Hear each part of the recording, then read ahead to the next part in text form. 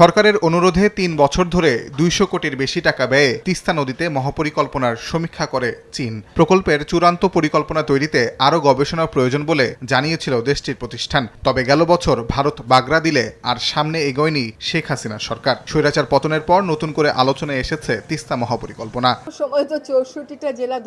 মঙ্গলবার পরিবেশ, বন ও জলবায়ু উপদেষ্টা বলেন, পূর্ণাঙ্গ সমীক্ষা করতে আরও ২ বছর সময় দেয়া হয়েছে চীনকে। তবে এবছরের মধ্যেই আংশিক পরিকল্পনা জমা দিতে বলা হয়েছে। তিস্তাপাড়ের মানুষের সঙ্গে কথা বলেই পরিকল্পনা চূড়ান্ত করবে সরকার। মহাপরিকল্পনাই তো নেই, কোথা থেকে বাস্তবায়ন করব? পরিকল্পনাটা তো করতে হবে। একটা পরিকল্পনা জমা দিয়েছিল চাইনিজ গ্রুপ, সেই চাইনিজ গ্রুপের পরিকল্পনাটা চীনা সরকারই ফিজিবল বলে নাই। আমরা এখন ওইটা আবার ২ বছরের জন্য এক্সটেন্ড করলাম, ওটাই যেন তারা এই জনমতের প্রতিফলনটা ঘটায়। একই দিন চীনা দূতাবাসে আয়োজিত এক সংবাদ সম্মেলনে দেশটির রাষ্ট্রদূত এক প্রশ্নের জবাবে বলেন, ২০২৩ সালে সমীক্ষা শেষে কয়েক ধাপে তিস্তা পরিকল্পনা বাস্তবায়নের সুপারিশ করা হয়েছিল। প্রথম ধাপে বন্যা প্রশমনের প্রকল্প নিতে সরকারের কাছে প্রতিবেদন পাঠালেও তার উত্তর মেলেনি।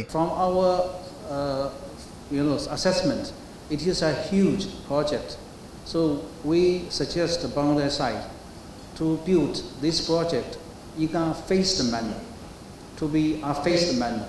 So the phase 2 project China suggests is তবে তিস্তা মহাপরিকল্পনা বাস্তবায়নে চীন প্রস্তুত বলেও জানায় দেশটির রাষ্ট্রদূত। বলেন, প্রকল্প বাস্তবায়নে স্বাধীনভাবে সিদ্ধান্ত নিতে হবে বাংলাদেশকেই। This project is a Bangladesh project. It is totally under your jurisdiction. You are sovereign states. So we are waiting for the decision. China is ready, but we respect decision by Bangladesh side. এদিকে বাংলাদেশি রোগীদের চীনে চিকিৎসা নেয়ার পদ্ধতি সহজ করতে নানা পদক্ষেপ নেয়ার কথা তুলে ধরেন দেশটির রাষ্ট্রদূত। একদিনের মধ্যে রোগীদের ভিসা দেয়া হবে বলেও জানান ইয়াওয়েন।